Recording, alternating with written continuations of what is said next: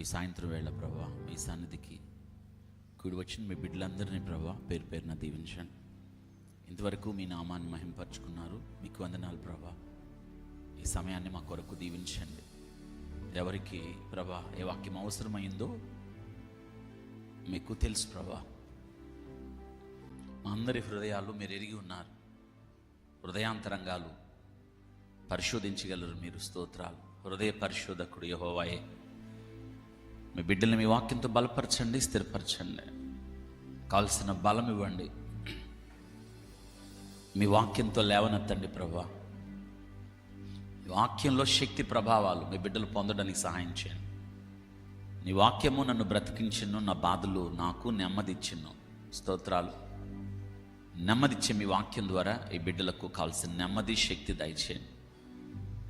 మమ్మల్ని మరుగు చేయండి. మీ జీవం కలిగిన మాటలు మీరు మాట్లాడి అత్యున్నతంగా మీ నామాన్ని హెచ్చించుకొనమని యేసు నామంలో అడిగి వేడుకుంటున్నాం తండ్రి.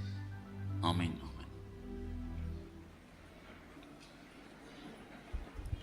క్రీస్తునందు ప్రియ దేవుని బిడ్డలందరికీ యేసుక్రీస్తు శ్రేష్టమైన నామంలో అందరికీ వందనాలు తెలియజేస్తున్నాను. జీవితంలో, ముఖ్యంగా విశ్వాస జీవితంలో, ఈ జీవిత ప్రయాణంలో గెలవడం అన్నది ముఖ్యం. ఈరోజు ఈ వర్తమానం మీ అందరికి అవసరం. ఎక్కడో చోట, ఎప్పుడొక చోట, ఏదో ఒక సందర్భంలో మనకి ఓడిపోయాము అన్న పరిస్థితి ఎదురైనప్పుడు, లేదా ఇంక నా వల్ల కాదు ఆగిపోదాం అనిపించినప్పుడు, లేదా ఈ పరిస్థితి నుండి దూరంగా వెళ్ళిపోదాం అని అనిపించినప్పుడు,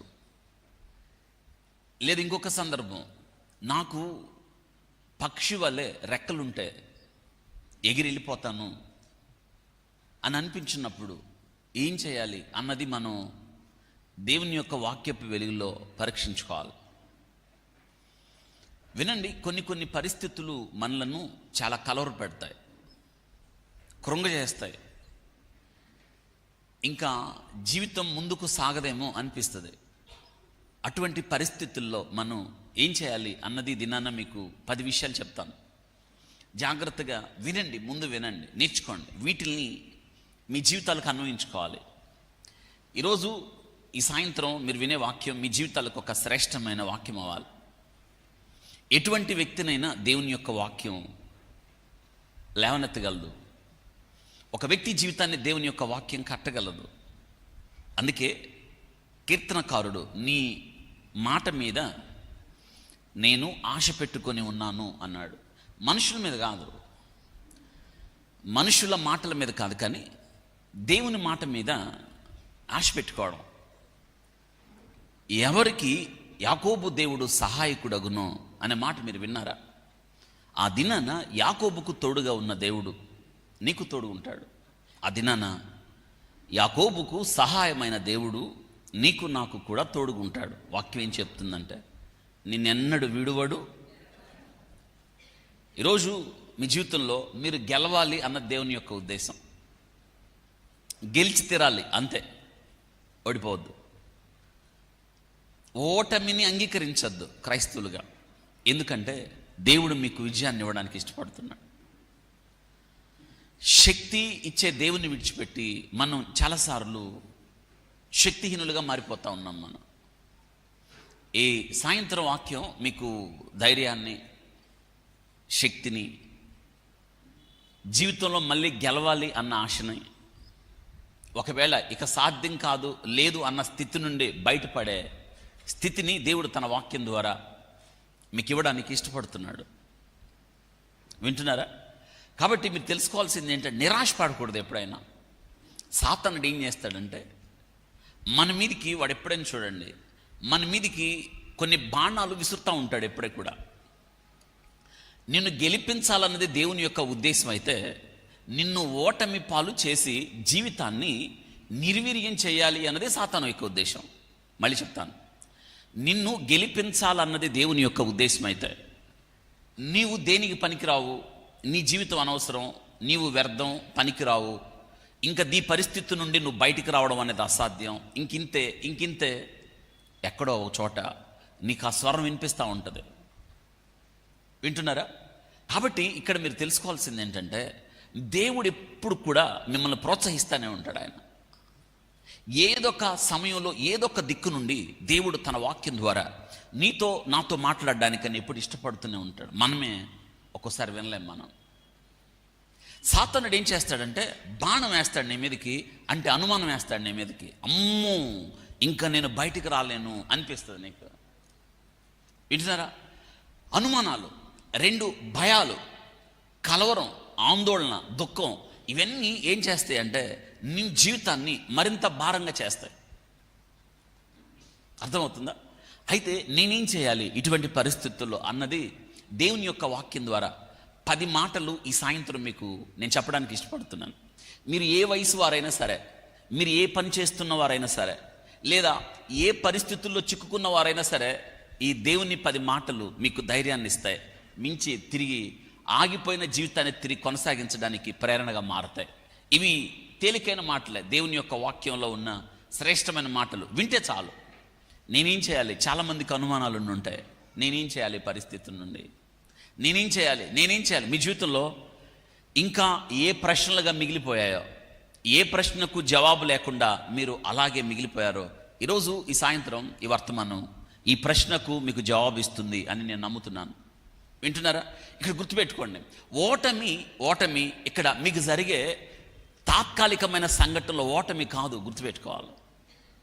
మనం చాలాసార్లు ఏం చేస్తాం తెలుసా? ఇక అయిపోయిందంటాం, అవలేదు. యోసేపు జీవితంలో అయిపోయింది.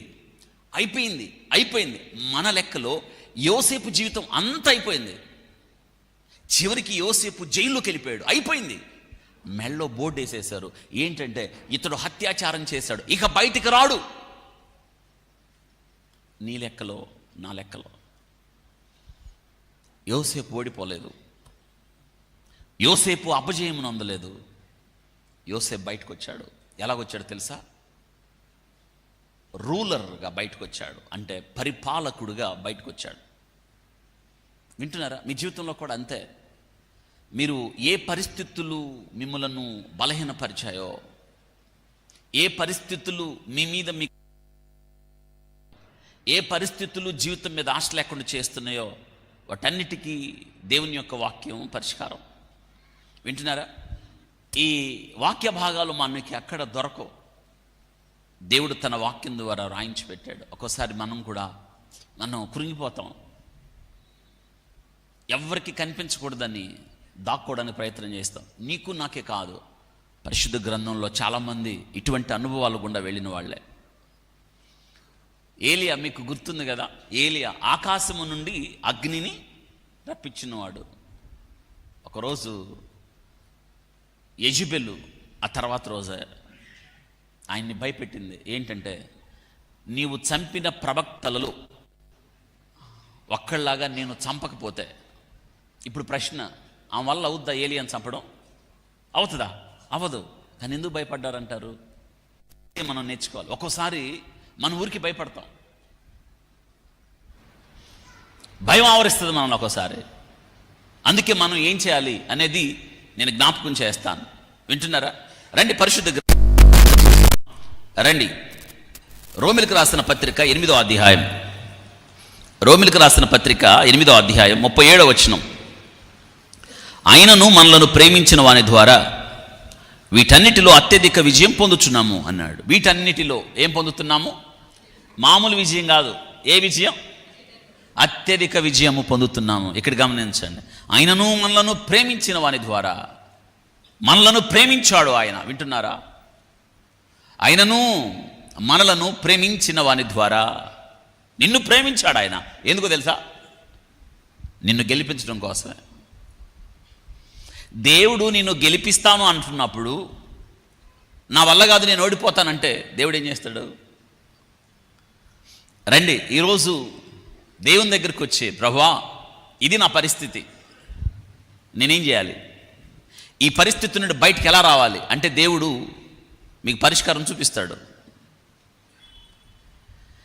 మనలను ప్రేమించిన వాని ద్వారా అనే మాట, వీటన్నిటిలో మీకే తెలుసు, వీటన్నిటిలో ఎక్కడ ఏ స్థలంలో, ఏ సందర్భంలో, ఎవరి ముందు నీవు ఓడిపోతున్నావు అన్నది, వీటన్నిటిలో మీరే రాసుకోవచ్చు. ఇక్కడ ఓడిపోతున్నాను, ఇక్కడ ఓడిపోతున్నాను, ఇక్కడ బలహీనం అవుతున్నాను, ఇక్కడ కృంగిపోతున్నాను, ఇక్కడ వెనక్కి తిరిగిపోతున్నాను, ఇక్కడ నిరాశపడుతున్నాను, మీరే రాసుకోండి మీ నోట్స్లో. అయితే వాటన్నిటిలో ఈ దేవుడు అంట మనకేమిస్తున్నాడు? ఏ విజయం? అత్యధిక విజయం. ఇంకా అంతకన్నా విజయం ఏమన్నా ఉందా? అత్యధిక విజయాన్ని దేవుడంట పొందుతున్నాము అని చెప్పాడు. అందుకే మీరు చెప్పాలి, ఈ పరిస్థితులు నన్నేం చేయలేవు, దేవుడు నాతో ఉన్నాడు కాబట్టి నేను అత్యధిక విజయాన్ని పొందుతాను. ఈ నిరాశ నన్నేం చేయలేదు, ఎందుకంటే దేవుడు నాతో ఉన్నాడు కాబట్టి నేను నా నిరాశపై అత్యధిక విజయాన్ని పొందుతాను, నా కృంగుదలపై అత్యధిక విజయాన్ని పొందుతాను, నాకు ఎదురైన అవమానంపై అత్యధిక విజయాన్ని పొందుతాను. నేను పొందుతానని నిర్ణయించుకోవాలి. దేవుడు తన వాక్యం ద్వారా మనతో మాట్లాడడానికి ఇష్టపడుతున్నాడు ఆయన. కాబట్టి ఈరోజు 10 మాటలు నేను మీకు చెప్తాను, జాగ్రత్తగా వినండి. మొట్టమొదట మనం గమనించండి, ఎందుకు ఓడిపోతున్నాం మనం, ఎందుకు నిరాశపడుతున్నాం, ఎందుకు ప్రతిసారి కూడా అక్కడే ఎందుకు మనం బలహీన పడిపోతున్నాం. నెంబర్ 1, రైట్ డౌన్, మీ నోట్స్ రాసుకోండి. మనం తెలుసుకోవాల్సిన ప్రాముఖ్యమైన విషయం ఏమిటంటే, ప్రతి భారమును సులువుగా చిక్కులు పెట్టు పాపమును విడిచిపెట్టడం. సిన్ఫుల్ నేచర్, పాప స్వభావము. Put aside all sinful behaviour. Hebrew పత్రిక 12వ అధ్యాయం మొదటి 2 వచనాలు మీరు చదవండి, కడత పెట్టండి. Put aside all sinful behaviour. ఇక్కడ రెఫరెన్స్ రాసుకోవాలి. హెబ్రీ పత్రిక 12వ అధ్యాయం మొదటి 2 వచనాలు. ప్రతి భారమును సులువుగా చిక్కులు పెట్టు పాపమును ఏం చేయాలి? విడిచిపెట్టాలి. అది చూడండి, ప్రతి భారాన్ని, తర్వాత సులువుగా చిక్కులు పెట్టు పాపమును ఏం చేయాలి? మనం విడిచిపెట్టి, తగిలించుకోవద్దు, విడిచిపెట్టండి. ఎందుకో తెలుసా, ఈ జీవన యాత్రలో, ఈ ప్రయాణంలో మనం వెళ్తున్నప్పుడు ఇదిగో భారాలు ఎదురవుతాయి. ఒక్కోసారి మనకు తెలియకుండా సులువుగా దొరికిపోతాం పాపానికి. వాటిని ఏం చేయాలి తెలుసా? విడిచిపెట్టి వదిలేయాలి వాటిల్ని. మీ జీవితంలో ఏదైనా భారాలు ఎదురయ్యాయా? తగిలించుకోవద్దు. ఈ జీవితం ఎలా అయిపోవాలో తెలుసా? తేలిగ్గా వెళ్ళిపోతూ ఉండాలి. గుర్తుపెట్టుకోండి, లెస్ లగేజ్ మోర్ కంఫర్ట్. బస్సులో చూస్తాం ఏంటంటే, తక్కువ లగేజ్ తీసుకెళ్ళి సుఖంగా ప్రయాణం చేయండి. ఎక్కువ లగేజ్ మీకు భారాన్ని పెంచుతుంది. కూల్గా వెళ్ళిపోవాలి మీ లైఫ్. ఓవర్గా తగిలించుకుంటాం మనం చాలాసార్లు, అది ఇది అని. నీ మీద వేసుకుంటే ఏమవుతుందంటే, నీ మీద భారం అయిపోతుంది. నాకు ఇదేమొద్దు ప్రభువా, నువ్వు ఉంటే చాలు. విశ్వాసమునకు కర్త దానిని కొనసాగించు. వాడిని యేసు వైపు చూస్తూ మన ఎదుట ఉంచబడిన పరుగు పందెంలో ఓపికగా పరిగెడదామన్నాడా, నడిచి వెళ్దామన్నాడా, కాసేపు కూర్చొని పోదామన్నాడా? ఓపికతో 2 విషయాలు, ఓపిక, పరిగెత్తడం. మనం చాలాసార్లు భారాలు తగిలించుకుంటాం. ఈ లోక సంబంధమైన భారాలు మీకు విజయాన్ని ఆలస్యం చేస్తున్నాయి. ఈ లోక సంబంధమైన భారాలు మీ జీవితంలో నిరాశ కలిగిస్తున్నాయి. ఈ లోక సంబంధమైన భారాలు మిమ్మల్ని మరింత సులువుగా చిక్కులు పెట్టే పరిస్థితికి తీసుకొని వెళ్ళి గమ్యాన్ని మార్చేస్తున్నాయి. That's a problem. అందుకే మనం విడిచిపెట్టాలి అని ఉంది. విడిచిపెడుతున్నామా? తగిలించుకుంటున్నామా? విడిచిపెట్టుట, వదిలేయుట. కొన్ని వదలలేమండి మనం, మనల్ని అయ్యి అలాగే వస్తూ ఉంటాయి. కొన్ని అలవాట్లు అలాగే వస్తూ ఉంటాయి. కొన్నిటిని మనం విడిచిపెట్టలేము, అది ప్రమాదం. విడిచిపెట్టుట. అబ్రహామును దేవుడు పిలిచాడు, విడిచిపెట్టురా అన్నాడు.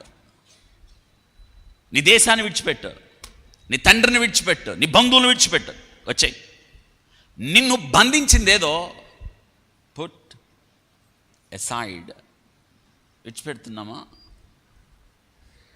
బెస్ట్ ఎగ్జాంపుల్ మీకు, బావి యొద్ద ఎవరమ్మా విడిచిపెట్టేసింది. ఏంటది?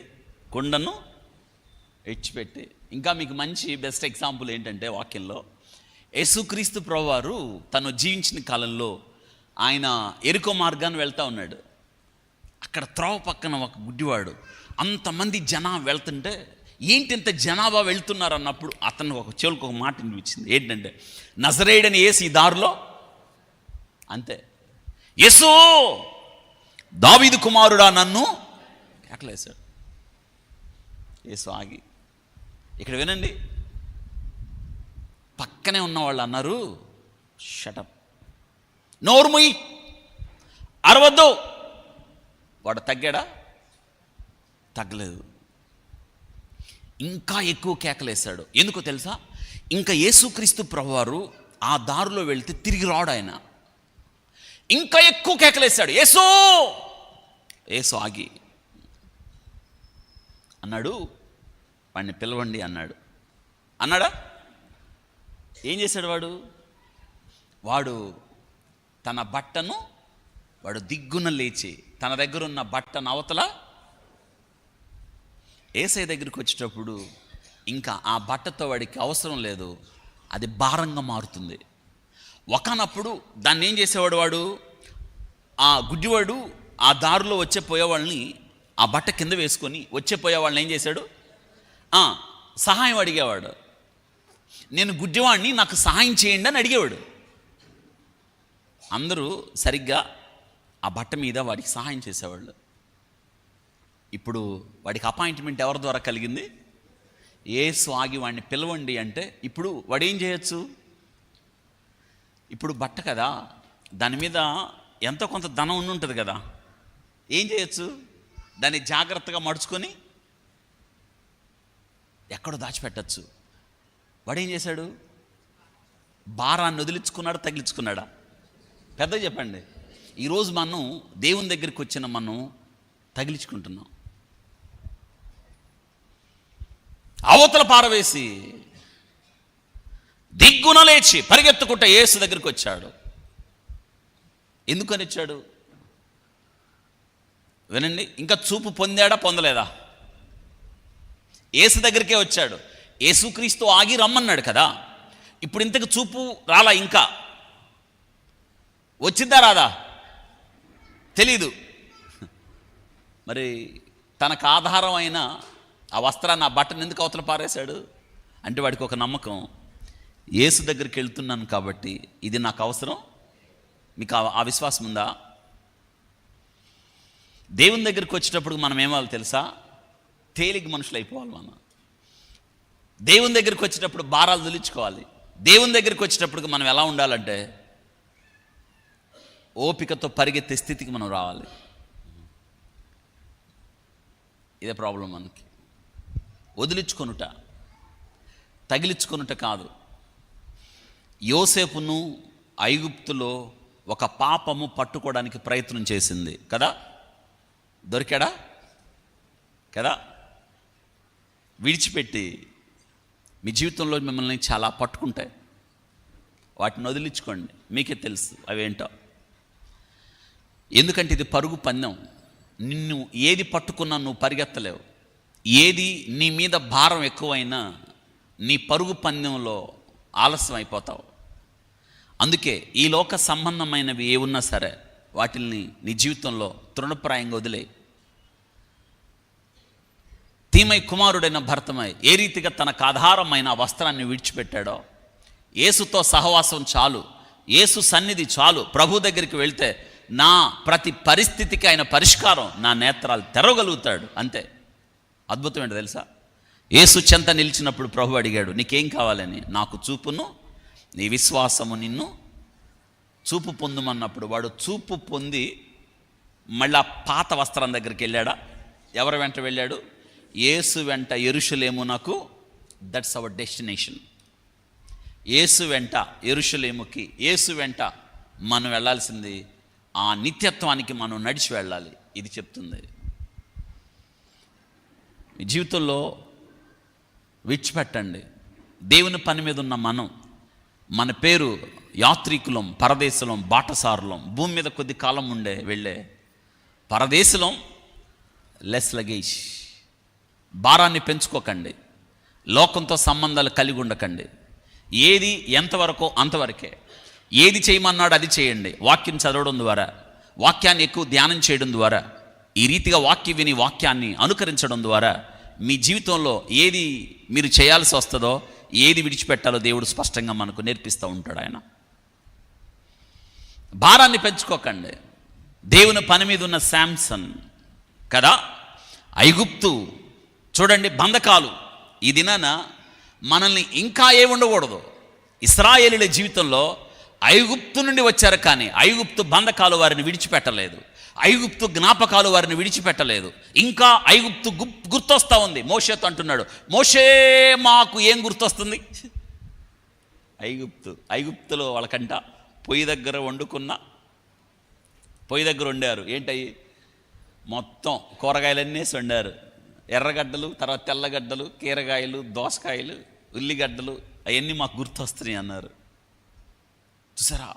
అంటే వారు ఐగుప్తు నుండి బయటకు వచ్చారు, కానీ వాళ్ళ మనసులో ఉన్న ఐగుప్తు బయటికి. ఈరోజు చాలామంది ప్రాబ్లం ఏంటో తెలుసా, సమస్య ఏంటో తెలుసా? మనం దేవుని దగ్గరికి వస్తాం, కానీ ఎక్కడో గుర్తొస్తూ ఉంటుంది. సంసోను ఇందాక జ్ఞాపకం చేశాను. ఫిలిస్తీన్ల చెరలో ఉన్న ఇశ్రాయేలీల్ని అతడు విడిపించాల్సింది పోయి తనే బంధకాల్లో చిక్కుకున్నాడు. ఎటువంటి బంధకాలో తెలుసా? తన జీవితంలో మళ్ళీ బయటికి రాలేని బంధకాలు. అసలు సంసోను యొక్క జీవితమే ఫిలిస్తీన్ల బంధకాలలో ఉన్న ఇశ్రాయేలీల్ని, చెప్పండి, ఈయన ఎక్కడ చిక్కుకుపోయాడు? బంధకాల్లో. ఎటువంటి బంధకాలు అంటే ప్రతి భారాన్ని, సులువుగా చిక్కులు పెట్టు పాపాన్ని విడిచిపెట్టాల్సిన వాడు చేతులారా. దుఃఖకరమైన విషయం ఏంటి తెలుసా? తనే వెళ్ళాడు, చిక్కుకుపోయాడు, మళ్ళీ బయటికి రాలేదు. బయటికి వద్దాము అనుకున్న సమయానికి తన జీవితంలో దేవుడు ఇచ్చినవన్నీ కోల్పోయాడు. అందుకే ఇక్కడ మీరు గుర్తుపెట్టుకోవాలి, పాపంతో చలగాటం ఆడకూడదు. పాపానికి చిన్న పాపమా, పెద్ద పాపమా, ఇంకొక పాపమా అని ఉండదు. పాపమే. పాపంతో మనం ఆటలాడొద్దు. ఎందుకో తెలుసా? పాపము భయంకరత్వం ఎంత తీవ్రంగా ఉంటుందో తెలుసా? పాపం ఎప్పుడు చిన్నగానే ప్రారంభం అవుతుంది, కానీ దాని పర్యవసానం కళ్ళు తెరిచి చూచేటప్పటికల్లా క్యాన్సర్ లాగా మారిపోద్ది. ఇక దానిని బాగు చేయడం వీలు కాదు. దానివల్ల కలిగిన పర్యవసానం బహుతీవ్రత. జాగ్రత్త. సంసోను కళ్ళు తెరిచేటప్పటికి కళ్ళు లేవు. సంసోను తల మీద చేయబెట్టేటప్పటికి ఎంటుకలు లేవు. సంసోను పని చేద్దాం అనుకున్నప్పటికల్లా సంఖ్యళ్ళు. సంసోను లేద్దాం అనుకున్నప్పటికి ఓపిక లేదు. తిరగలి విసురువాడు ఆయన. దుఃఖకరం కదా, అంటించుకున్నాడు. పాపం ఆకర్షిస్తుంది. పాపం చేసినంతసేపు ఆనందాన్ని ఇస్తుంది. పాపం తర్వాత ఆ వేదనను మిగులుస్తుంది. That leads to death. జాగ్రత్త. ఈరోజు మనం మొట్టమొదట మనల్ని మనం చెక్ చేసుకోవాలి, మనల్ని మనం పరీక్షించుకోవాలి. ప్రభువా, నీకు ఆయాస్కరమైన మార్గం ఏమన్నా ఉందా? నీకు దుఃఖకరమైన మార్గం ఏదన్నా ఉందా? నన్ను పరీక్షించు, నన్ను పరిశోధించు. ఇది మనం చేయాల్సిన ప్రార్థన. మనం ఎందుకు ఓడిపోతామంటే చాలాసార్లు మనలో చిన్న చిన్న పాపాలను పెట్టేసుకుంటాం. మనలో చిన్న ఏముంది, ఇది ఉంటే ఏమవుతుంది అని మనం నిర్లక్ష్యం చేస్తాం. అది మనల్ని హరించి వేస్తుంది. అందుకే యేసుక్రీస్తు ప్రభువారు ఒక శ్రేష్టమైన సవాలుతో కూడిన సందేశాన్ని ఒక స్త్రీకి, పాపములో పట్టబడిన స్త్రీకి ఇచ్చాడు ఆయన. ఆమె ఎవరంటే మీకు గుర్తుంది కదా, వ్యభిచారంలో పట్టబడిన స్త్రీని ప్రభు ఆమె దగ్గరికి తీసుకొచ్చి రాళ్లతో కొట్టి చంపమనుంది. నువ్వేం చెప్తావు అడుగని అడిగారు. నేను గతంలో చెప్పాను, మీలో పాపము లేనివాడు ఆమె మీద మొదట. అందరూ వెళ్ళిపోయారు. ప్రభు ఆమెను అడిగాడు, వారెవరు నేను శిక్షించలేదా? అందరూ వెళ్ళిపోయారు. శిక్షించలేదు ప్రభు, అయితే నేను కూడా నిన్ను అని ఆమెకు ఒక ఛాలెంజింగ్ మెసేజ్ ఇచ్చాడు. Okay, go and sin no more. వెళ్ళు, పాపం చేయొద్దు. ఇదండి దేవుడు చెప్పేది మనకి. ఈరోజు ఈ వాక్యం వింటున్న మీ జీవితంలో కూడా గో, బయటికి వెళ్ళండి, పాపం మాత్రం చేయొద్దు. నువ్వు పాపమును వినండి, నీవు ఏలుబడి చేయాలి, పాపం నేను ఏలుబడి చేయకూడదు. కాబట్టి మొట్టమొదటి విషయం మీరు తెలుసుకోండి, మనం విఫలం అవడానికి కారణం ఏంటంటే పాపమే. చెప్పండి, మనం విఫలమవడానికి, ఓడిపోవడానికి కారణము మన జీవితంలో అశ్రద్ధ చేస్తున్న పాపమే. ఈ మాట చెప్పండి. మనము ఓడిపోవడానికి, విఫలమవడానికి కారణం మన జీవితంలో అశ్రద్ధగా మనం ఉండనిచ్చే పాపమే. గుర్తుందా? ఇశ్రాయేలీయులు యెరికోను జయించారా? యెరికోతో పోలిస్తే ఇంకొక చిన్న పట్టణం ఉంది. ఏ పట్టణం? హాయి పట్టణం. ఆహాహా, మనం యెరికోనే జయించాం, హాయిని జయించడం ఎంత పని అని యెహోషువ దగ్గరికి వచ్చారు. యెహోషువ గారు, మనం యెరికోనే జయించేశాం, హాయి ఒక లెక్క, మనకి అంతమంది వద్దు, మనం 3000 మంది చాలని యెహోషువతో చెప్పినప్పుడు యెహోషువ నిజమే అనుకుని యుద్ధానికి వెళ్ళినప్పుడు ఏమైందో తెలుసా? యెరికోను జయించిన ఇశ్రాయేలీలు చిన్న పట్టణం హాయి ముందు నిలబడలేక హాయి వారు తరిమి చంపారు. ఎవరిని? 36 మంది చచ్చిపోయారు. అసలు యెహోషువకి ఏం అర్థం కాలేదు. ఇశ్రాయేలీలు యెరికోను జయించిన వారు, చిన్న హాయి పట్టణం యెరికోతో పోలిస్తే చిన్నది, వీళ్ళ ముందు నిలబడలేక, అది కాక 36 మంది చనిపోవడమా? యెహోషువ నేల మీద పడి దుమ్ముధూళి మీద పోసుకొని బట్టలు చించుకొని, యెహోషువ పెద్దలు ఏడుస్తున్నారు, ప్రభువా మాకెందుకు ఈ ఓటమి, మేమెందుకు ఓడిపోయాం, మేమెట్ట తలెత్తుకోవాలి, మమ్మల్ని ఎందుకు ఈ స్థితికి తెచ్చావు? యెహోషువకు అర్థం కాలేదు. దేవునితో వాదనకు దిగాడు. అలాంటప్పుడు నువ్వు మమ్మల్ని ఎందుకు తీసుకొచ్చావు? యోర్దాను దాటించకుండా ఉంటే సరిపోయేది కదా, ఇప్పుడు శత్రువులు మమ్మల్ని చూసి ఏమనుకుంటారు? యెహోషువ ప్రార్థనలో న్యాయం ఉంది, యెహోషువకు రోషం ఉంది. మేమెందుకు ఓడిపోయాం అంటే యెహోషువ ఓటమిని అంగీకరించలేకపోయాడు. మన జీవితాల్లో కూడా అంతే. కానీ కారణం ఏంటో తెలుసా? అప్పుడు దేవుడు చెప్పాడు, యెహోషువ ఎందుకు నీ మొక్కు నెలమొప్పుకున్నావు? లే, ఇశ్రాయేలీలు పాపం చేశారు అంటే, మీలో ఒకడు పాపం చేశాడు, ఒక్కడు పాపము చేయడం ద్వారా అంటే మీ సమాజంలో ఒకటి ఉంది, ఏంటంటే పాపమును ఉండనిచ్చారు. చివరకు దొరికాడు. ఆయన ఎవరు? ఆకాను.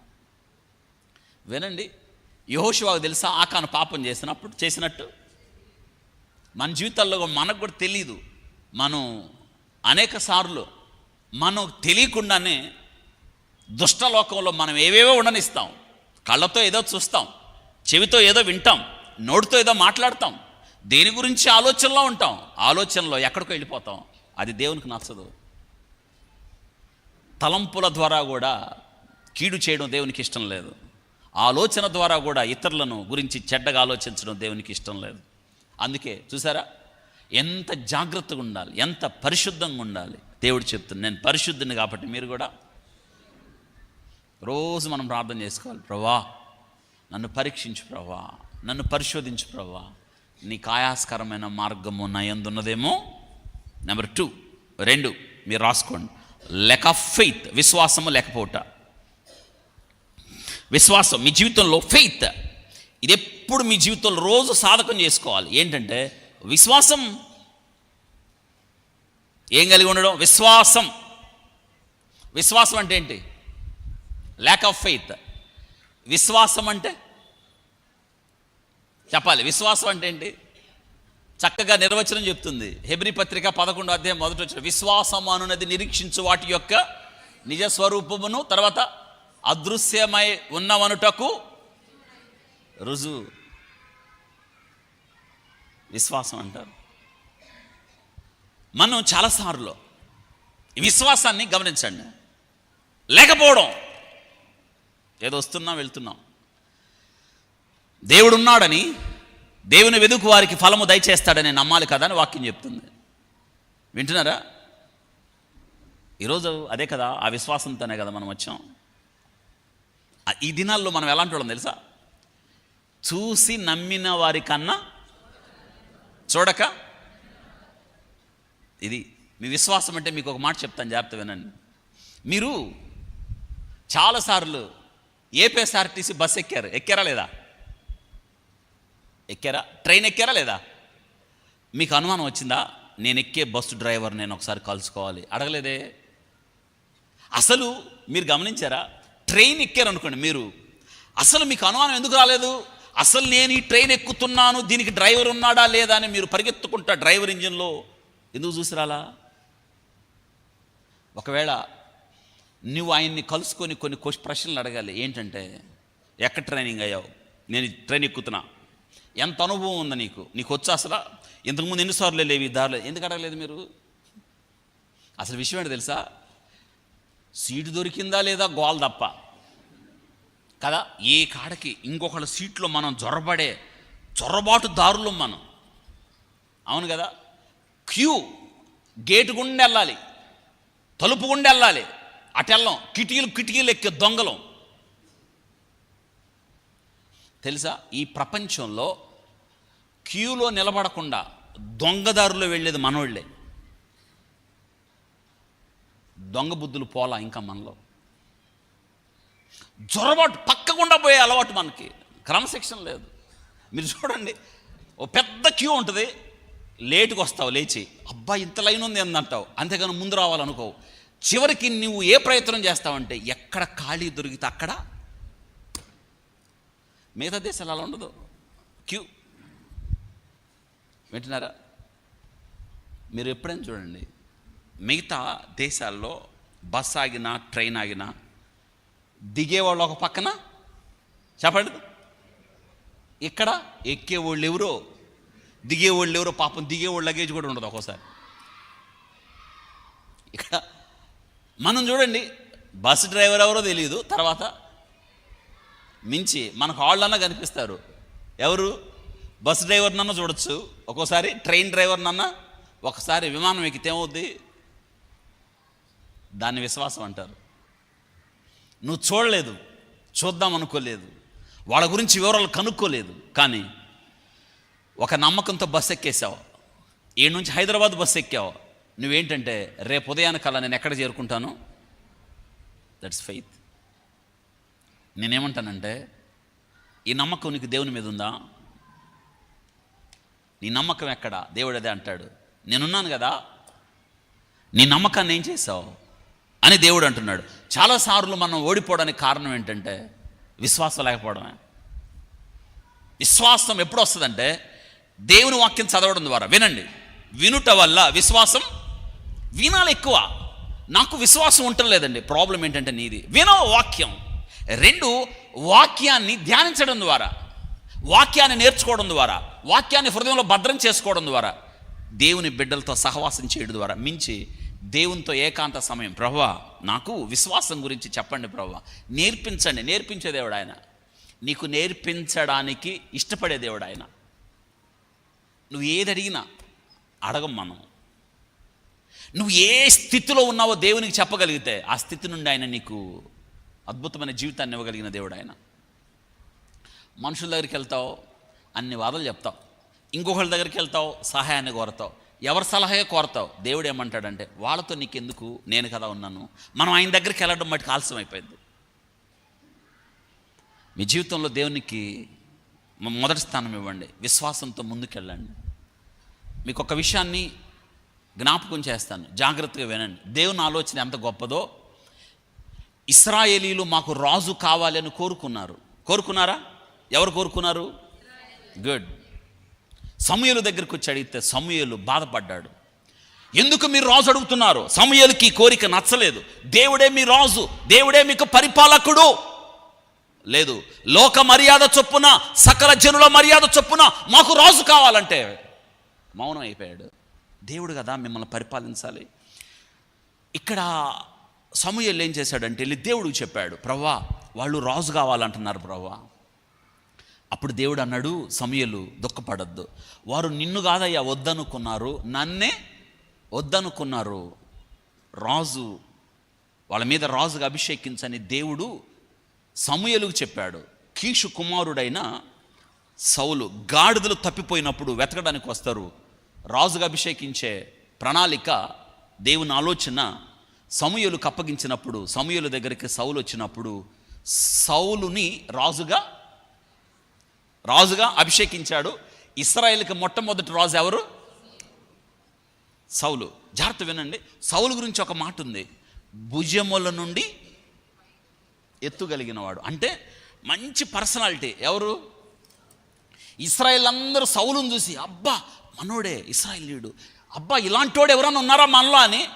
అసలు సౌలును చూసినప్పుడు వాళ్ళల్లో ఒకలాంటి ధైర్యం, సౌలును చూసినప్పుడు ఆనందం, మనోడే, మనలో వాడే, మన ఇశ్రాయేలీయుడు, మన బెన్యామీను గోత్రికుడు సౌలు మన మీద రాజు అని సౌలును చూసి ఆనందపడ్డారు. చాలా హైటు వెయిట్. ఎవరు? సొలొమోను. సరిగ్గా యుద్ధం వచ్చింది ఎవరికి? ఫిలిస్తీన్లకి. ఇప్పుడు మీకు ఒక ప్రశ్న ఏంటో తెలుసా? ఇప్పుడు సరిగ్గా గొల్యాతుతో యుద్ధం చేయగలిగిన వాడు ఒక్కడే ఉన్నాడు యువతల. ఎవరు? సౌలు. కానీ సౌలు ఇల్లు దాక్కున్నాడు. ప్రాబ్లం ఏంటో తెలుసా? Lack of faith. ఏ ఉద్దేశంతో దేవుడు అతన్ని రాజుగా చేశాడో, తమ దేవునిని ఎరుగువారు బలము కలిగి గొప్ప కార్యాలు. ప్రాబ్లం ఇది. సౌలు యుద్ధానికి రాలేదు.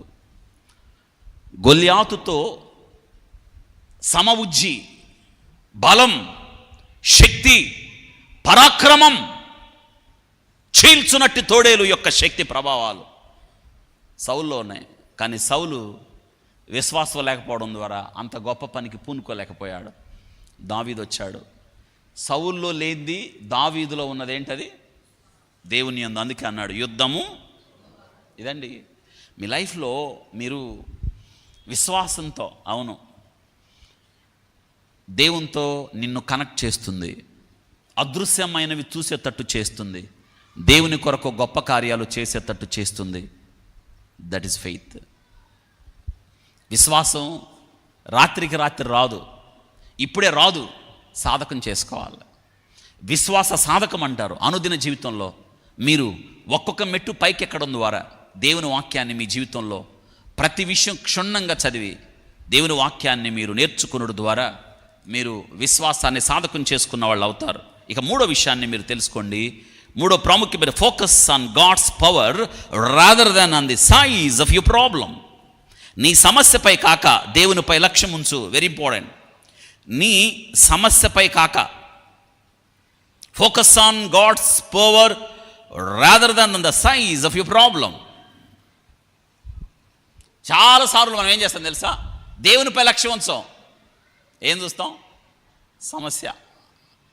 వినండి, మీ సమస్య ఎంత పెద్దదన్నా కావచ్చు, నేను అంటాను దేవుని కన్నా మాత్రం పెద్దది. ఇప్పుడు మళ్ళీ మిమ్మల్ని అక్కడ తీసుకెళ్తున్నాను, ఏలా లోయలోకి తీసుకెళ్తున్నాను మిమ్మల్ని. మీ అందరూ బయలుదేరి నాతో రావాలి. ఎక్కడికి? ఏలా లోయలోకి యుద్ధం జరుగుతుంది. ఎవరెవరికి? ఇజ్రాయేలీకి, ఫిలిస్తీన్లకి. జాగ్రత్త వినండి. సౌలు యుద్ధం చేయాలి, ఆయనే, కానీ ఆయన రాలేదు. ఇప్పుడు అవతల పక్కేమో ఫిలిస్తీన్లు, యువతల పక్కేమో ఇశ్రాయేలీలు. ఫిలిస్తీన్లలో ఒకడు బయటకు వచ్చాడు, గొల్యాతు. అతని రూపం, అతని ఎత్తు, అతని కేకలు చూసి ఇశ్రాయేలులు భీతి చెంది గుడారాల్లో దాక్కున్నారు.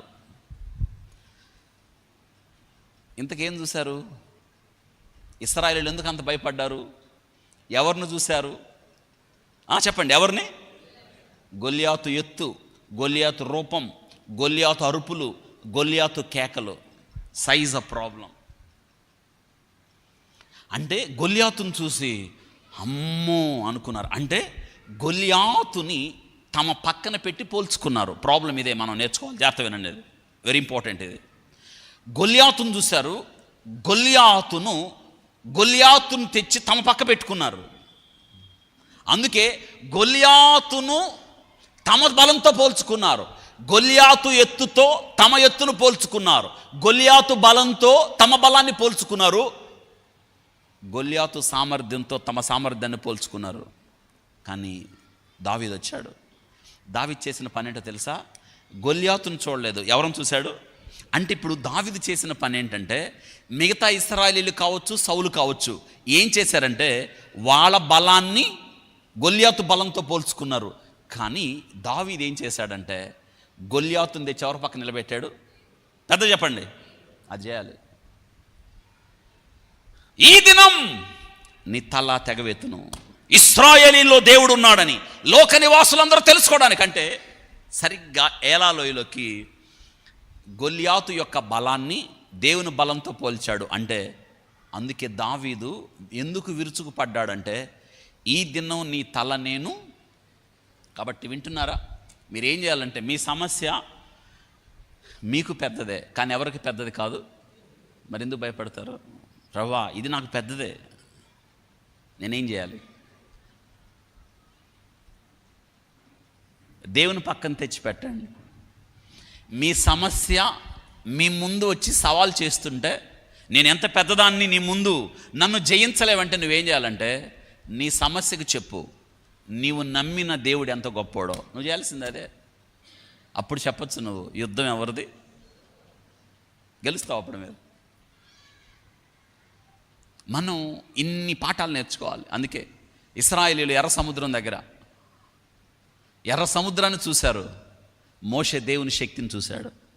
ఇశ్రాయేలు యోర్దాను దగ్గర యోర్దాను పొంగి పొర్లు వస్తుంటే యెహోషువ, మిగతా ఇశ్రాయేలీయులు యోర్దాను చూస్తుంటే యెహోషువ యోర్దాను ప్రక్కన ఎవరిని నిలబెట్టి చూశాడు? దేవుణ్ణి. మిగతా వాళ్ళందరూ ఎరికో గోడలను చూస్తుంటే ఎరికో గోడలను మించిన దేవుని శక్తిని అది నన్ను యెహోషువ చూడగలిగాడు. వింటున్నారా? కాబట్టి మన జీవితాల్లో సమస్యను మీరు దృష్టించద్దు. సమస్య పెద్దదే, కానీ నువ్వు నమ్మిన దేవుడు మాత్రం, చెప్పండి, నీ సమస్య కన్నా. అందుకే నీ లక్ష్యము, నీ దృష్టి దేని మీద ఉంచాలి? దేవునిపై. Number 4, deal with strong holds in your mind. నీ మనసులో ఉన్న అడ్డుగోడలను కూల్చివేయి. మనసులో ఇప్పటికే మీ మనసులో చాలా చాలా ఉండిపోయి ఉంటాయి. ఇంకా నా వల్ల కాదు, నేను చేయలేను, నేను సాధించలేను, నేను వెళ్ళలేను, నేను పొందలేను, నేను నిలవలేను, నేను జయించలేను. స్ట్రాంగ్ హోల్స్ నీ జీవితంలో ఏముందో చూడండి. వాటిని ఏం చేయాలి తెలుసా? కూల్చేయి. ఇదే మనం చేయాలి. కూల్చివేయట. గూడు కట్టుకున్న భావాలు. మీరు ఒక నిర్ణయానికి వచ్చేసారు. ఏంటో తెలుసా? ఇంకా నేను చేయలేనులేండి, ఇంకా నాకు ఓపిక లేదు, ఇంకా నేను వెళ్ళలేను, ఇంకా నేను నిలబడలేను. ఇక్కడ చెప్పేశారు. ఇక్కడ గోడ ఇక్కడ కట్టేశారు మీరు. దాన్ని ఏం చేయాలి తెలుసా? కూల్చేయి. తిరిగి నిలబడు. కూల్చేయి. తిరిగి ప్రయత్నం చేయి. కూల్చేయి. తిరిగి బలమైన వ్యక్తిగా లే. నీ దేవునికి అసాధ్యమైంది ఏది లేదు కదా. మనమే ఓడిపోతే ఎలాగా? చిన్న చిన్న విషయాలకి నిరాశపడితే ఎలా? అంత జీవితం ఉంది. నీకు వచ్చిన సమస్యను బట్టి జీవితాన్ని పాడు చేసుకుంటారా? తిరిగి నిలబడాలి మీరు. ఎందుకు తెలుసా? నువ్వు నిలబడడం నీ కుటుంబానికి అవసరం. నువ్వు పోరాడి జయించడం దేవుని పక్షాన నువ్వున్న స్థలానికి అవసరం. నువ్వు తిరిగి నిలబడి గెలవడం ద్వారా సంఘానికి అవసరం.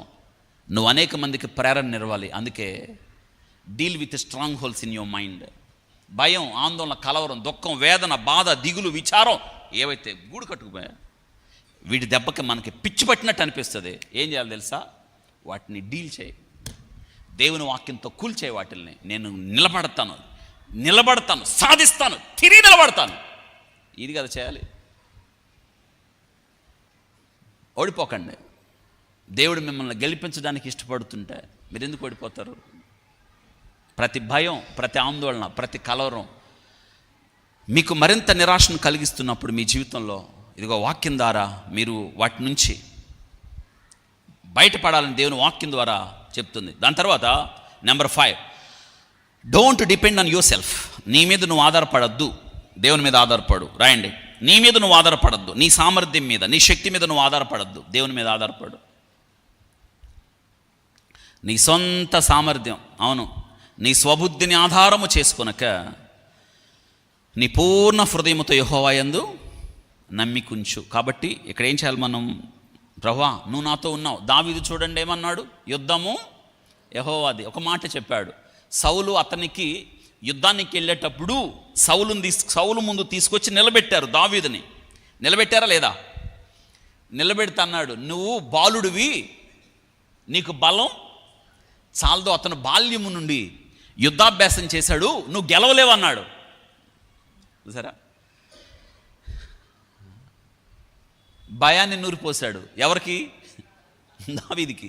అతడు యుద్ధం చేయలేకపోగా, చెప్పండి, అతడు యుద్ధము చేయలేకపోగా ఎవరికి నూరిపోశాడు? దావీదుకు భయాన్ని. కానీ భయపడ్డా? అందుకే మళ్ళీ దేవుని గుర్తు చేసుకున్నాడు. నేను ఒక మాట చెప్తాను, మీకు ఒక్కోసారి భయం వస్తూ ఉంటుంది. ఎంత భయం వస్తుందో తెలుసా? ఇంక అయిపోయింది.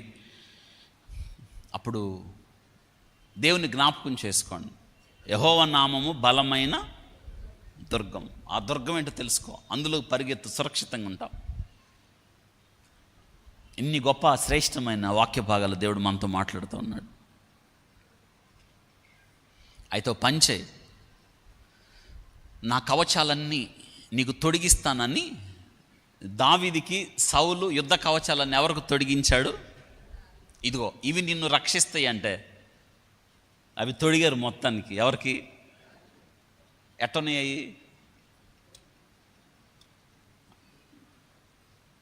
ఇవి నాకు వాడుక, నాకు ఇవి అవసరం లేదు, వీటి మీద ఆధారపడి నేను గెలవలేను, నేను దేవుని మీద ఆధారపడతానని చెప్పాడు.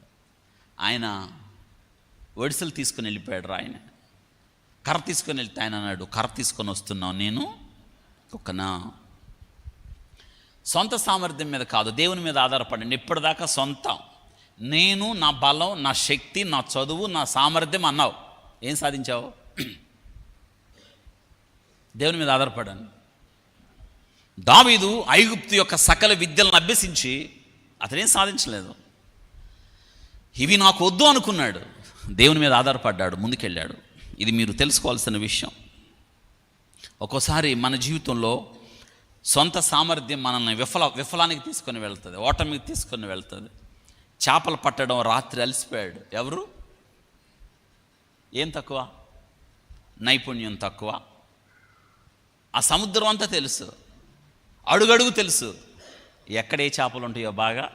మరి అలాంటి వాడికి ఆ రాత్రి అంతా ప్రయాసపడితే ఒక్క చేప కూడా దొరకలేదు. ఏమన్నాను మరి? ఓడిపోయాడు. మన జీవితాల్లో ఓడిపోతాం ఒక్కోసారి. మన చదువు, మన జ్ఞానం, మన నైపుణ్యం, మన తెలివి ఒకసారి మనకు పనిచేయండి. ఈరోజు పనిచేసేది ఒకటే, దేవుని మీద ఆధారపట్ట. గుర్తుందా? అందుకే ఆయన అంటున్నాడు, నీ సొంత సామర్థ్యంపై ఆధారపడద్దు, నీ స్వబుద్ధిని ఎవరి మీద ఆధారపడాలి? నెంబర్ 6, ప్రార్థనలేమి. మనం ఓడిపోవడానికి కారణం, ఇంకొక కారణం ఉంది ఇక్కడ, ల్యాక్ ఆఫ్ ప్రేయర్. ఇందాక ల్యాక్ ఆఫ్ ఫెయిత్, ఇక్కడ ఏమొస్తుంది? ల్యాక్ ఆఫ్ ప్రార్థన చేయకపోవడమే. అంటే ఇక్కడ మీరు ఏం చేసుకోవాలి? మార్కు సువార్త 9:29, నిర్గమకాండం 17:11లో చూడండి. ప్రార్థన అంటే ఏం లేదు, దేవునితో మాట్లాడడమే. దేవునితో మాట్లాడమే ప్రార్థన. మీరు రోజు ఎప్పుడు ఎక్కడున్నా ఈ మాత్రం చేయాలి. బైబిల్ చదవడం అంటే దేవుడు మీతో మాట్లాడడం, ప్రార్థన చేయడం అంటే మీరు దేవునితో మాట్లాడడం, అంతే. మీ బాధ ఏంటో, మీ కష్టం ఏంటో, మీ దుఃఖం ఏంటో, మీ బలహీనత ఏంటో దేవునికి చెప్పేయండి, అదే ప్రార్థన. ఇది ఎక్కడ చెప్పాలంటే ఎక్కడేం చెప్పచ్చు, ఏ స్థలం ఉందని చెప్పచ్చు.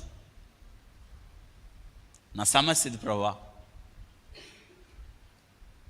వింటున్నారు? 1969లో Neil Armstrong, Buzz Aldrin, Edwin, వీళ్ళు 1969లో అపోలోలో చంద్రమండలం మీద దిగారు. యూనో, అందులో మొట్టమొదటి అడుగు పెట్టింది నీల్ ఆర్మ్స్ట్రాంగ్. వాళ్ళు తిరిగి ఆ స్పేస్ షటిల్లోకి ఎక్కేటప్పటికి స్విచ్ చిరిగిపోయింది. వాళ్ళు ఇంజనీర్లు, వాళ్ళు ఏం చాలా అర్థం కాలేదు. కింద సిగ్నల్స్ ఇస్తుంటే అది ఎలా బాగు చేయాలో తెలియదు. ఇప్పుడు స్విచ్ పనిచేయాలి. వాళ్ళు ఇంజనీర్లు. ఇక అది పని చేయకపోతే వాళ్ళ జీవితాంతం అక్కడే ఉండిపోతారు, కొద్ది కాలానికి చచ్చిపోతారు వాళ్ళు. అప్పుడు Neel Armstrong he prayed God, ప్రభా నేను ఇంజనీర్నే, నాకు తెలియంది, ఇది తయారు చేసింది నేనే, ఇప్పుడు ఇక్కడ నేను ఏం చేయాలి నాకు అర్థం కాలేదు అన్నప్పుడు దేవుని ఆయనకు ఆలోచన ఏమిచ్చాడు తెలుసా? నీ దగ్గర ఉన్న పెన్నుతో నెట్టు స్విచ్ అయ్యి అన్నాడు. ఇది ఎక్కడ జరిగిందో తెలుసా? భూమి మీద కాదు, ఎక్కడ? ఉదయం చెప్పాను నేను, మనోళ్ళు పాట పాడుతుంటారు, రావే రావే రావే అని. అది రాదు కాబట్టి వీళ్ళు వెళ్ళారు ఆడకి. మనమేమో ఇంకా దాన్ని తెప్పించే పనిలోనే ఉన్నాం. ఇంకా మనోళ్ళేమో దేవుడు అంట. ఏంటది? చంద్రుడు దేవుడు ఆరాధించేవాళ్ళు చాలామంది ఉన్నారు. వీళ్ళు వెళ్ళిన తర్వాత చెప్పింది ఏంటంటే, చంద్రుడి మీద మట్టి రాళ్ళు తప్పేమి రేవు. కానీ మనమేమి ఇంకా తెప్పించే పనిలో ఉన్నాం. దేన్ని? మన పిల్లలకి దేవుని సృష్టి గురించి చెప్పకుండా చంద్రుడి గురించి చెప్తూ ఉంటాం. అందుకే మనం వెనకబడిపోయాం బాగా. ఎంత వెనకబడిపోయాం చూడండి. నీల్ ఆర్మ్స్ట్రాంగ్కి దేవుడు చెప్పాడు, ఆలోచన ఇచ్చాడు. తన సొంత సామర్థ్యంపై ఆధారపడలేదు. ఈ prayed God, lord what shall I do, దేవుని మీద ఆధారపడ్డాడు కాబట్టి ఆ స్విచ్ పెన్ను ఉంది, ఆ పెన్నుతో ఇరిగిపోయిన స్విచ్లోకి నెట్టి స్విచ్ చేశాడు, స్టార్ట్ అయింది, బయలుదేరి భూమి మీదకి దిగారు. Such faithful. ఆయన తన జీవితంలో ఏ విజయాన్ని, ఆయన్ని ప్రపంచంలో ఆ దినాన ప్రపంచంలో హీరో అన్నారు. ఆయన్ని ఏమన్నారు? ఆయన అన్నాడు, నో. మనిషి చంద్రుడి మీద అడుగు పెట్టడం మానవాళికి గొప్ప విజయమే, కానీ అంతకన్నా గొప్ప విజయం ఏంటంటే మనిషి తన జీవితంలో రక్షకుడిని కలిగి ఉండడం, దేవుడే మానవుడై ఈ భూమి మీద అడుగు పెట్టడం.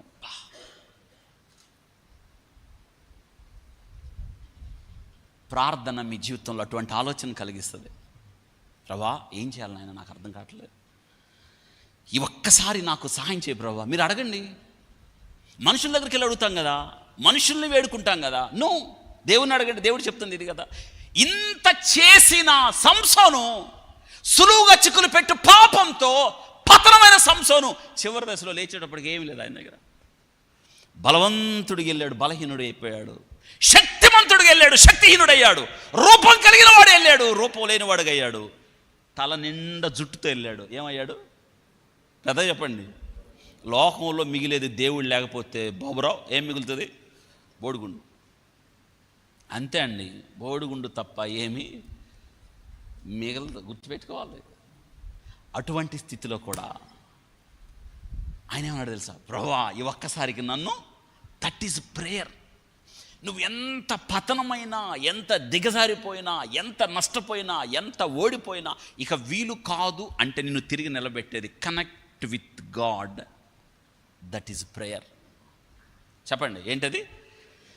కాబట్టి ప్రార్థన చేయండి, దేవుని అడగండి. ప్రార్థన ద్వారా మీ జీవితాల్లో తిరిగి దేవునితో అనుసంధానం అయిపోవాలి. నెంబర్ 7, రక్షణను బలమును అనుగ్రహించు, దేవుని యందు నమ్మికుంచు. Trust in God for strength and wisdom to deal with obstacle. నీ జీవితంలో ఎదురయ్యే ప్రతి అడ్డంకి, ఆటంకాన్ని తొలగించడానికి దేవుడిచ్చు రక్షణ, దేవుడిచ్చు బలం. ఆయన యందు నమ్మికుంచు. యెషయా గ్రంథం 12:2 మీరు చదివితే మీకు అర్థమవుతుంది. ఇదిగో నా రక్షణకు కారణభూతుడగు దేవా, నేను భయపడక ఆయన నమ్ముకొనుచున్నాను. అద్భుతం. యెహోవాయే నాకు బలం, ఆయనే నా కీర్తనాస్పదం, ఆయన నాకు రక్షణకు ఆధారం. కాబట్టి దేవుల్లో నమ్మకం ఉంచండి, గెలుస్తారు మీరు. ఆయన మీద ఆధారపడండి. నెంబర్ 8, ఇది చాలా ప్రాముఖ్యం.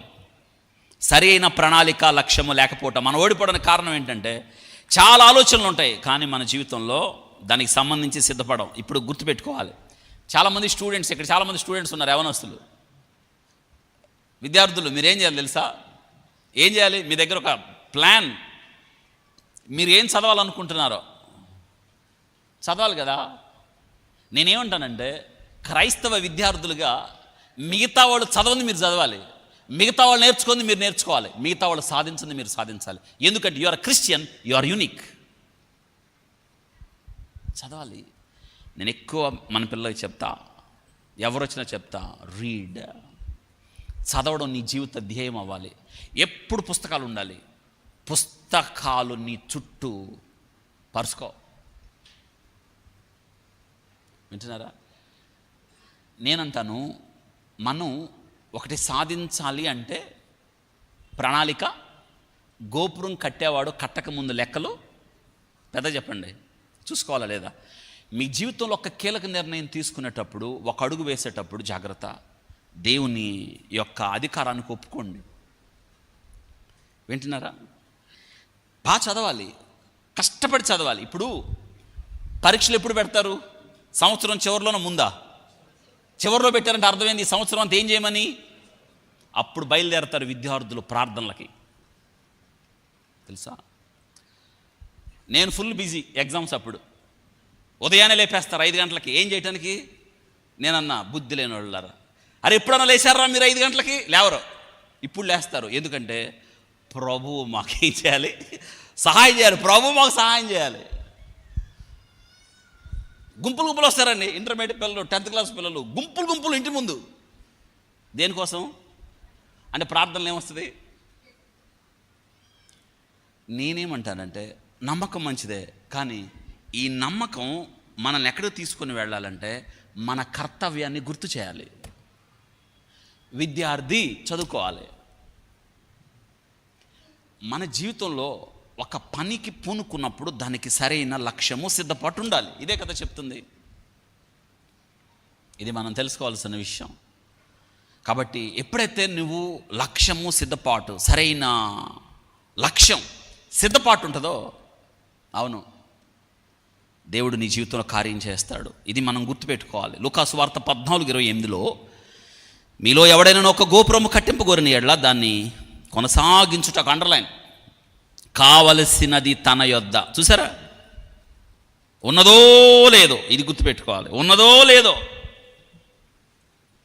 సరైన ప్రణాళిక, సిద్ధపాటు అవసరం. Number 9, surround your self with other believers. ఇది చాలా ప్రాముఖ్యం. నీ చుట్టూ ఎవరున్నారో చూసుకో. దేవుని బిడ్డలు ఉన్నారా, లోకస్తులు ఉన్నారా, విశ్వాసం కలిగిన వారు ఉన్నారా, విశ్వాసం లేని వాళ్ళు ఉన్నారా, ప్రోత్సహించే వాళ్ళు ఉన్నారా, నిరాశపరిచే వాళ్ళు ఉన్నారా, ఇది శ్రద్ధ. ఎందుకో తెలుసా? సామెతల గ్రంథం 13:20, జ్ఞానుల సహవాసము చేయువాడు జ్ఞానము గలవాడు. చెప్పండి, జ్ఞానుల సహవాసం చేయువాడు. అదే సమయంలో దుష్ట సాంగత్యం, bad company ruins good morals కదా. కాబట్టి మనం చుట్టుపక్కల చూసుకో, ఎవరితో ఉంటున్నావు, ఎవరితో మాట్లాడుతున్నావు, ఎవరితో సంబంధం కలిగి ఉన్నావు. ఇనుము చేత ఇనుము పదునగునట్లు, ఇనుము చేత ఇనుము పదునగునట్లు, అట్లు ఒకడు తన చెలికాని. ఎక్కడుంది ఇది? ఇనుము, ఇనుము, అవును కదా. ఈరోజు మనం తెలుసుకోవాల్సింది ఏంటంటే, జ్ఞానం కలిగిన వారితో, దేవుని బిడ్డలతో, భక్తి కలిగిన వారితో, విశ్వాస జీవితంలో ఎదుగుతున్న వారితో సహవాసాన్ని చేయి. జీవితం అద్భుతంగా మారిపోద్ది. నెంబర్ 10, లాస్ట్, దేవునికి సమస్తము సాధ్యమని తెలుసుకో. Know that nothing is too hard for God. గుర్తుపెట్టుకో ఒక్క మాట, దేవునికి సమస్తం. చెప్పండి, దేవునికి సమస్తం. ఇంకేం కావాలి మీకు? చారా, ఎందుకు నవ్వుతున్నావు? 89, అబ్రహాం 99. వచ్చే సంవత్సరానికి ఎవరు పుడతారు? సాధ్యమా? చూసారా, నవ్విందామా? ఈ వయసులో పిల్లల వినువారెల్లరూ నవ్వుదురు. ఎందుకు నవ్వుతున్నావు? ఈరోజు మీకు ఆ భయం ఉందా? మీలో ఒకలాంటి నిరాశ, ఒకలాంటి దుఃఖం. దేవుడు అంటాడు, ఇక జరగదని అనుకుంటున్నావా? దుఃఖపడుతున్నావా? బాధపడుతున్నావా? ఎందుకు ఏడుస్తున్నావు? దేవునికి సమస్తము సాధ్యం. ఏది కాదో, ఏది లేదో, ఏది అవ్వదనుకున్నావో దేవుని సాధ్యం. అసాధ్యాలను సాధించేసే దేవుడి దినాన్ని నీతో మాట్లాడుతున్నాడు. శూన్యముల నుండి సృష్టిని కలుగజేసిన దేవుడు నీతో మాట్లాడుతున్నాడు. మృత తుల్యమైన శారా గర్భంలో కుమారునిచ్చిన దేవుడు మాత్రం మాట్లాడుతున్నాడు కదా. మీరు ఆలోచించండి, దేవునికి అసాధ్యమైనది ఏముంది? చనిపోయిన 4 దినాల లాజర్ని సజీవునిగా బయటికి పిలిచిన దేవుడి దినాన నిన్ను పిలుస్తున్నాడు. మీ ఆశలు చచ్చిపోయాయా? మీ ఆశల్ని నేను అంటాను, సజీవంగా ఉండనివ్వండి వాటిల్ని. ఎందుకో తెలుసా? దేవుడు తిరిగి చిగురింప చేస్తాడు. గుర్తుపెట్టుకోవాలి. నిరాశపడుతున్నారా? దుఃఖపడుతున్నారా? బాధపడుతున్నారా? ఎలా బయటికి రావాలనుకుంటున్నారా? ఇదిగో దేవునికి సమస్తం సాధ్యం. లేచిన పడదాం, ప్రార్థన చేసుకుని. దేవునికి సమస్తం సాధ్యం. ఈ సత్యాన్ని తెలుసుకుందాం. ప్రభువా, ఈ సాయంత్రం వేళ నాయన, ఓటమి పాలైన నా జీవితం, భారమైన నా బ్రతుకు, నిరాశ నిస్పృహల్లోకి వెళ్ళిన నా జీవితం, ప్రభువా, జీవిత పోరాటంలో అలసిపోయారా? ఇదిగో ఈ దినాన్ని 10 విషయాలు గుర్తుపెట్టుకో. సమస్యను చూడొద్దు, దేవుని చూడు. విఫలమైపోయావా? అయితే జీవితం అంతటితో ముగిసిపోలేదు. తిరిగి లేవండి, నిలబడండి, పోరాడండి, గెలవండి. ఇదే వాక్యం చెప్తుంది. ఒక్కడి విషయం గుర్తుపెట్టుకో, నువ్వు ఓడిపోవడం దేవుని ఉద్దేశం కాదు. నువ్వు నిరాశగా వెనుదిరిగిపోవడం దేవుని ఉద్దేశం కాదు. నువ్వు ఒట్టి చేతులతో వెళ్ళడం దేవుడు అసలు కోరుకునే విషయం. అందుకే జీవితంలో మీరు నిలబడాలని దేవుడు కోరుతున్నాడు. దేవునికి అప్పగించుకుందాం. ఎక్కడ మనం విన్న విషయాల్లో బలహీనమైపోయామో, ఎక్కడ ఓడిపోయామో ఒకసారి ఆలోచించండి. మీ జీవిత ప్రయాణంలో ఇప్పటిదాకా మీరు వచ్చిన ఈ యొక్క మార్గంలో ఒక్కసారి గుర్తెచ్చుకోండి. ఎక్కడ బలహీనమయ్యావు, ఎక్కడ నిరాశపడ్డావు, ఎక్కడ కృంగిపోయావు, ఎక్కడ అవమానించబడ్డావు, ఎక్కడ చేతగాని వాడిగా మిగిలిపోయావు, ఎక్కడ తలదించుకున్నావు. చాలా విషయాలు మీకు గుర్తొస్తున్నాయి కదా. వాటన్నిటికీ పరిష్కారం దేవుని యొక్క వాక్యమే. ప్రభా, ఈ దినాన్ని నీ వాక్యంతో నన్ను బలపరిచావు ప్రభా. నేను ఇక ఓడిపోను నాయన, నేను ఇక్కడ నిరాశపడను, నేను కృంగిపోను, నీ వైపే చూస్తా, నేను జీవితంలో గెలుస్తా. మీరు అనుకోండి అలాగా. నేను గెలవాలి, నేను ఓడిపోకూడదు. నేను నిలబడాలి, కూలిపోకూడదు. నేను తలెత్తుకోవాలి, తలదించకూడదు. నేను బలం పొందాలి, బలహీనుడు అవ్వకూడదు. ఇదే దేవుడు కోరుతున్నాడు, నిన్ను గెలిపించడానికి ఇష్టపడుతున్నాడు. వాక్యాన్ని హృదయంలో దాచుకోండి. పరిశుద్ధుడా స్తోత్రాలు. విత్తబడిన వాక్యం మా కొరకు దీవించండి. కృంగిన వేళ, నిరాశ నిస్పృహల్లోకి వెళ్ళిపోయిన పరిస్థితులు, ఓటమి ఎదురైన పరిస్థితులు ప్రభా, మా జీవితంలో ఏం చేయాలో తెలియని పరిస్థితుల్లో మీరు మాకు తోడుంటారు నాయన. జీవితంలో ఎలా గెలవాలో మాకు నేర్పిస్తున్న గొప్ప దేవుడు ప్రభా. విత్తబడిన వాక్యాలు, ఈ శ్రేష్టమైన 10 అంశాలు ఇక్కడున్న అన్ని వయసులో వారికి అవసరం. మేము అందరం అవసరం ప్రభా. ఏదో ఒక సమయంలో మేము నిరాశపడతాం, దుఃఖపడతాం. ఈ వాక్యం ద్వారా మీరు మాతో మాట్లాడినందుకు స్తోత్రాలు. బాధలో నెమ్మది ఇచ్చేది, లేవనెత్తేది, ఓదార్చేది, కన్నీరు తుడిచేది, హృదయంలో సంతోషాన్ని ఇచ్చేది మీ వాక్యమే కదా. మహిమ ఘనత ప్రభావాలు మీరే పొందమని దీవించి ఆస్వాదించమని యేసు నామములో అడిగి వేడుకుంటున్నాం తండ్రి, ఆమేన్.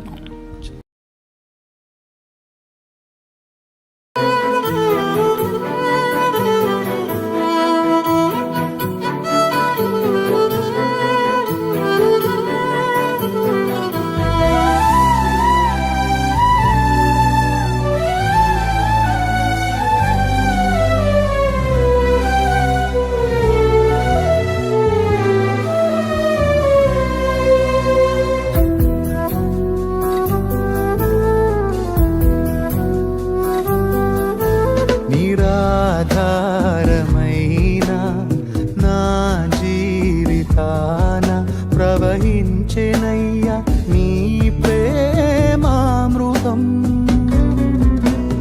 కృంగిన సమయాన చేతగాని నన్ను బలపరిచెనయ్యా